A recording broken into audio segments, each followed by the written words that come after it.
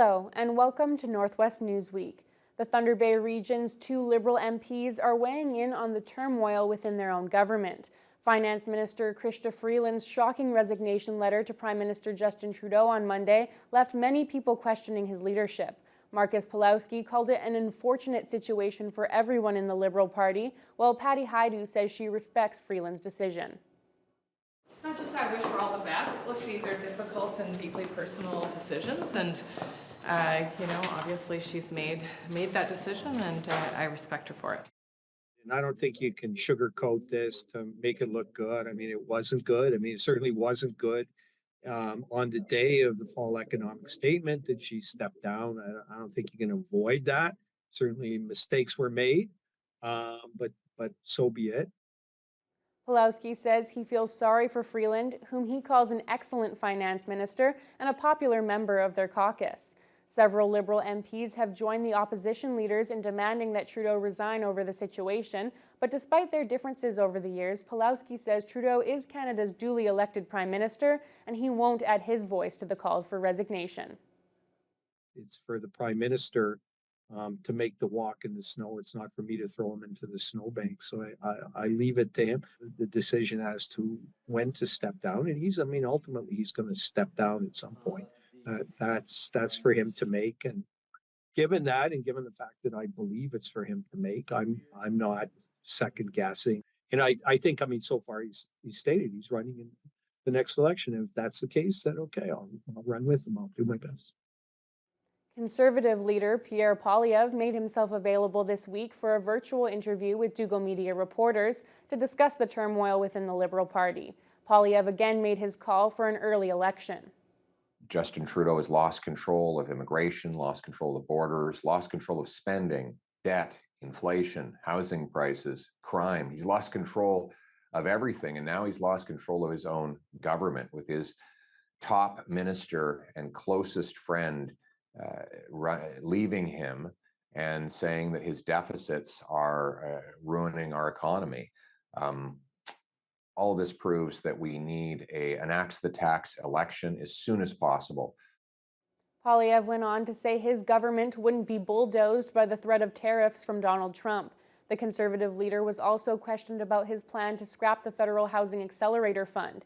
He wants to use some of those dollars to eliminate the GST from sales of newly built homes costing less than $1 million.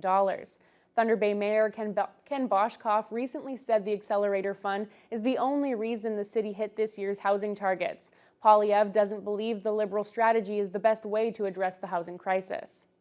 So the more money you give municipal governments, the less homes are going to be built, because what they spend it on, no matter what they tell you and how they spin you, what they'll spend it on is bureaucrats that block home building with ultra slow permitting and with brutal red tape.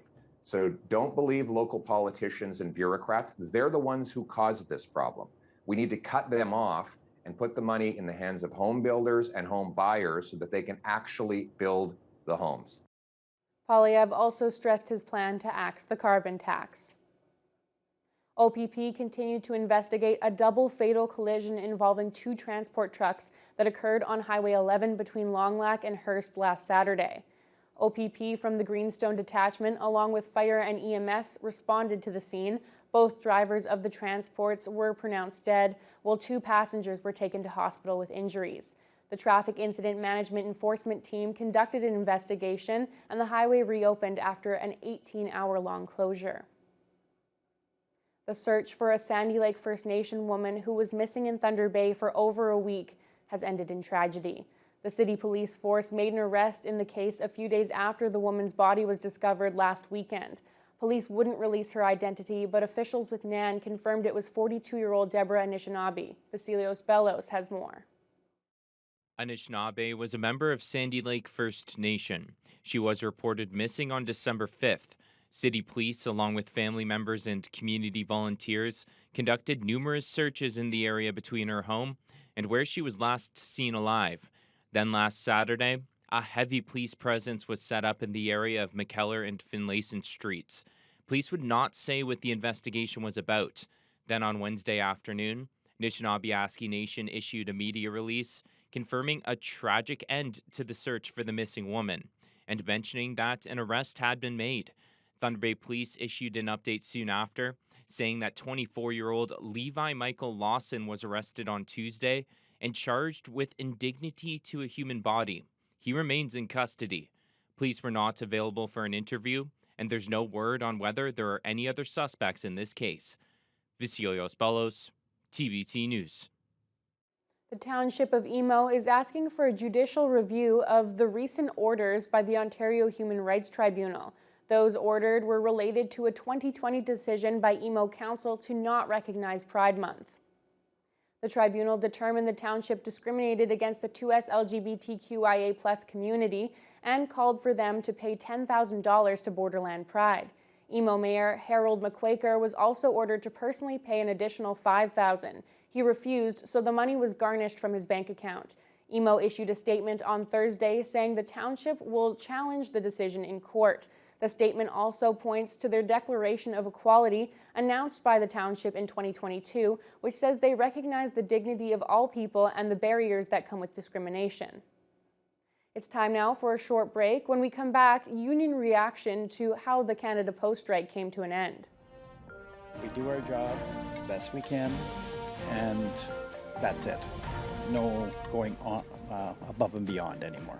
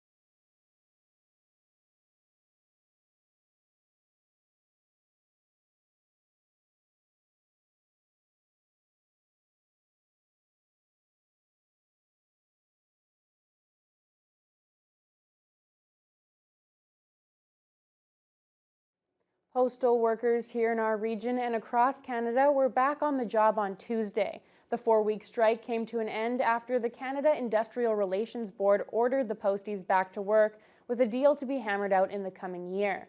Local union president Leo Favro had mixed feelings about the latest developments.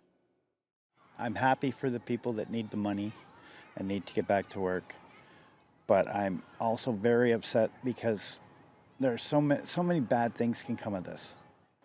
The strike began on November 15th with around 260 postal workers across northwestern Ontario walking the picket lines. As the labor dispute dragged on, the negotiations appeared to go nowhere. Favro says the federal government's decision to intervene hurts the process and basically takes away their right to strike.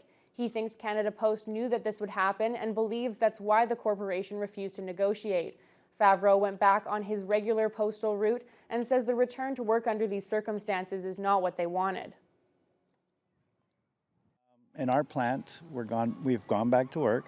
We're doing what's called work to rule, so no extras, we do our job the best we can, and that's it. No going on above and beyond anymore. until this is settled, that's basically right now the only path we can take. The provincial government is providing over $18 million in funding for 3 hospitals in northwestern Ontario. The funds are meant to support staffing and operations to help address financial pressures. Justin Hardy has the story. Thunder Bay Regional Health Sciences Center is receiving $14.8 million. St. Joseph's Care Group is receiving over $3 million, and Atikokan Health and Community Services is receiving $184,000. The funding represents an additional investment to each organization's base funding. Regional Hospital President Rhonda Crocker-Ellicott says the money will improve the hospital's stability and sustainability as it moves into the future. This is exactly what we needed to really begin to balance our operations, and it's been something that we've been looking for a number of years, and we're very thankful of the commitment of this government to be able to support us and create us for a sustainable future as we move forward as we are a regional health sciences center, and we're really looking to do more and more, be more transformational, and really respond to the patient and family needs across northwestern Ontario. The funding is intended to allow healthcare organizations to support and retain healthcare workers while improving access to care and meeting the health needs of the region. Thunder Bay Atikokan MPP Kevin Holland says he believes this funding is going to be monumental for the healthcare providers as they move forward. What we're seeing happening today is a culmination of working with the 3 hospitals or healthcare providers here in Thunder Bay Atikokan riding, and listening to what their unique challenges are, what their unique needs are, and being able to take that message back down to Minister Jones and really advocate on behalf of healthcare needs here in northwestern Ontario. And I'm really grateful to be part of a government that recognizes that and is making those historic investments. Holland adds that he continues to look for ways to benefit the region, and he believes that 2025 will be a good year for Thunder Bay and the surrounding region. Justin Hardy, TBT News. A home along Highway 1117 near Chappaqua has been completely destroyed by a fire. Fortunately, no one was hurt, as the homeowner was apparently out of town when the blaze broke out. The fire call came in at just before 1 o'clock Tuesday afternoon. The home, located right across from the Finnmark Road turnoff, was fully engulfed in flames when OPP and volunteer fire crews arrived. Kaministiquia Fire Chief Jack Drews says their firefighters received assistance from the Shabandawan Fire Department, but it was too late to save the home. Crews were on scene until about 8 o'clock Tuesday night, putting out hot spots. There's no word yet on a potential cause. The Thunder Bay Family Network hosted a town hall meeting this week to sound the alarm about an impending crisis in developmental services for people in northwestern Ontario. Organizers say changes to the federal government's postgraduate work permit program will have a severe impact on the developmental disability workforce. Emma Chilton reports. The Thunder Bay Family Network hosted this meeting and called on the Federal Ministry of Immigration, Refugees and Citizenship to rescind its decision to not include developmental service worker programs on the list of eligible programs under the post-grad work permit. Graduates of the DSW program are heavily relied upon to fill the many gaps for both agencies and families in northwestern Ontario. Network President Sharon Beck says the DSW program and the future workforce are in jeopardy from this decision. With our geographic isolation and only having one college in close proximity to us with one DSW program, our concern is that there's a large majority of students in that program that are from the international community. So with them not being able to, in the future, have the 3-year work permit that goes along with coming in through that program, we're very concerned that students internationally are not going to choose to take the developmental services worker program. And we are very afraid that it will put the program's future in this community and across Ontario colleges in jeopardy. With over 80% of student enrollment in the DSW program at Confederation College coming from the international community, Bach says that there is a high risk of losing this vital workforce in our region.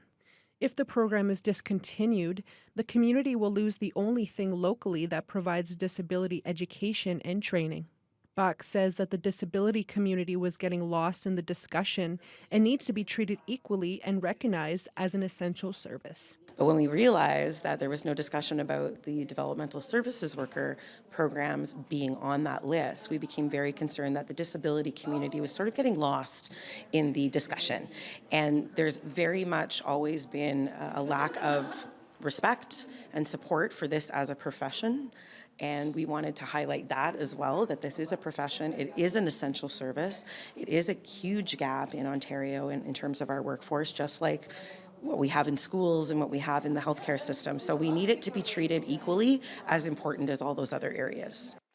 BAC emphasizes the importance of continuing these conversations and advocacy efforts to have the decision overturned, noting the urgency due to the limited time available as work permits are issued in mid-January. Emma Chilton, TBT News.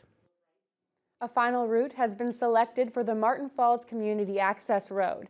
Now, the remote community is looking to have more in-depth conversations relating to residual effects, mitigations, and cumulative effects of the construction process.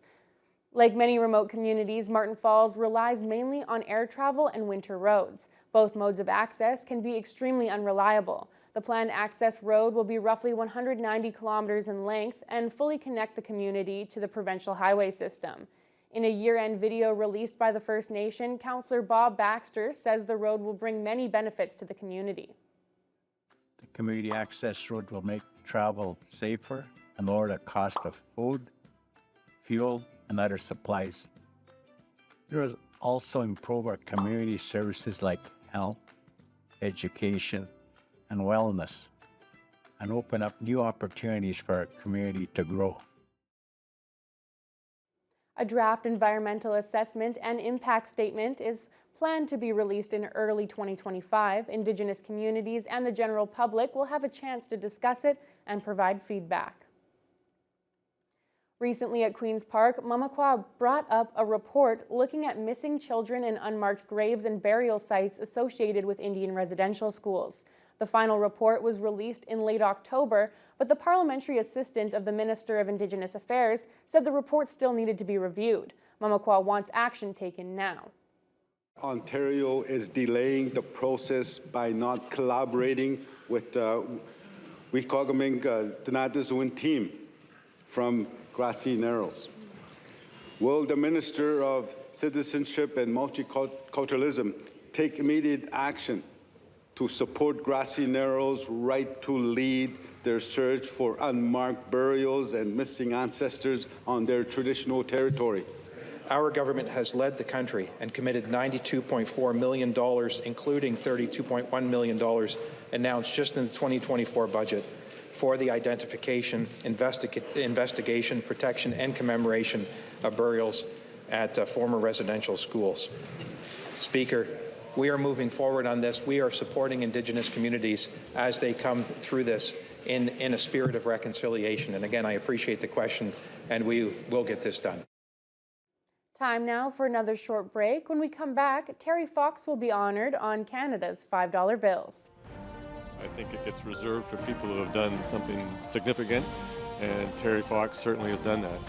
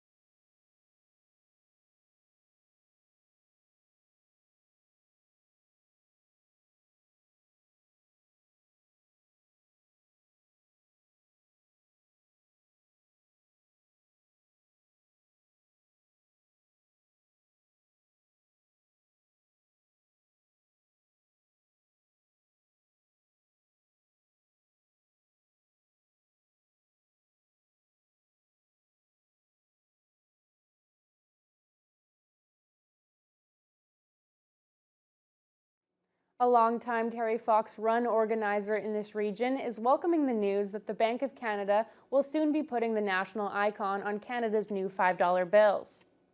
The idea was first introduced in 2020, and several graphic artists across the country have been sharing their ideas of what the new bill could look like. One of them even has Terry Fox Lookout and the Sleeping Giant on the back. The Bank of Canada hasn't revealed what the actual version will look like yet. Fox will replace Sir Wilfrid Laurier, who will be moving to the $50 bill. Don Morrison has been chair of the Thunder Bay Terry Fox Run for the past 30 years. Worldwide, those fundraising runs and the Terry Fox Foundation have brought in more than $850 million for cancer research. That's great news. Anytime anybody gets on a dollar bill or a currency, that's honoring them, and I think it gets reserved for people who have done something significant, and Terry Fox certainly has done that. He's iconic, and I think everybody in Canada knows who he is, so to me it's long overdue. I think it'll certainly help the fundraising component of the Terry Fox Run. Every time you pick up a $5 bill now, you're going to see his face, and that can't hurt. Officials with the Bank of Canada, they say that they hope when Terry Fox fivers land in the wallets and pockets of Canadians, that they'll consider Terry's vision of eradicating cancer through research. A new study shows that activities like ice fishing and other lake ice recreation will continue to grow less and less safe over the coming years. Josh Culpepper, a postdoctoral researcher at York University, says as the winters continue to warm, the time of unsafe ice cover is going to increase. So what this means practically is that the period when there is ice cover, but the ice is insufficiently thick to support weight, will increase. And this effectively decreases the overall time when people can be out on the ice and using the ice. Thunder Bay's ice racing season had to be canceled last winter because the ice never got thick enough for racers to go ahead safely.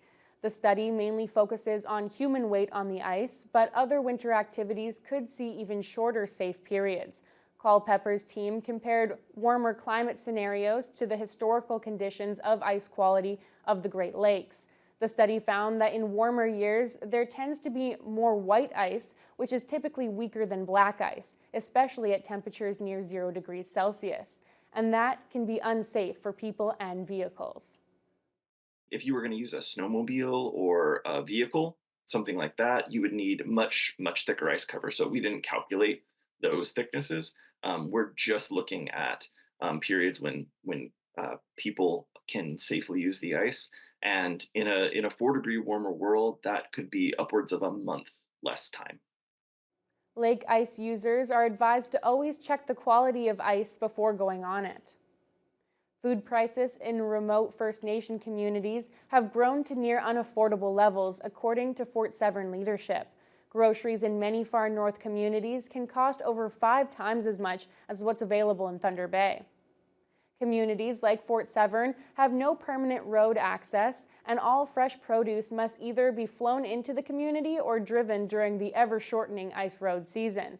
That raises the cost of shipping those goods exponentially, and stores often pass on those costs to the consumer.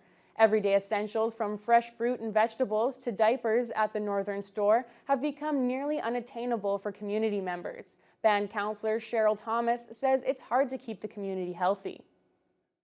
It's very hard to eat healthy because we're so limited to the food sources. Like we don't have much of access to fresh fruits, vegetables that much. Many who cannot rely on store-bought food must turn to those in the communities who practice hunting and trapping. Thunder Bay's pop music artist Coleman has released his first holiday song called Grandma's House. He says he hopes people see it as a reminder of the importance of family, especially around the holidays. Justin Hardy has the story. You know it's Christmas Day over at Grandma's house. Coleman says his manager had always wanted him to do a Christmas song, but he only wanted to write one if it came naturally. The song is centered around Hal's childhood in Thunder Bay and the holiday traditions he grew up with. He adds that the song is about the enduring importance of family. We used to gather at both of my grandma's house every year at Christmas, and then sort of in their passing, we lost that glue or that place where we would come together, and it kind of got a bit more spread out. But I think the memory of them and how important it was to them kind of is what remains and keeps everyone coming together. Gather round like you're at grandma's house. Before Hal's music career blew up with Two Heads and Fireproof, he moved to Toronto to initially pursue rap, but he says that Thunder Bay has been a huge part of his career. My first song I ever sang was called Glow, and Thunder Bay like really kind of lifted that up. And like, I think, and even now really, like I always find so much support. I always feel so welcomed when I come back. And it's still really like a part of who I am, like all my formative years were spent there. So I know cities change and evolve over time, but there's like this version of Thunder Bay that lives inside of me that is kind of a big part of the artist that I have become. Grandma's House can be streamed on most music platforms. So tell your daddy and your mama, gather round. Tell your sister and your brother. Justin Hardy, TBT News. And that's all for our final regular episode of Northwest Newsweek for 2024. Starting next weekend, we'll begin our 3-part year in review shows featuring the top stories from around the region over the past 12 months. Hope you'll join us then.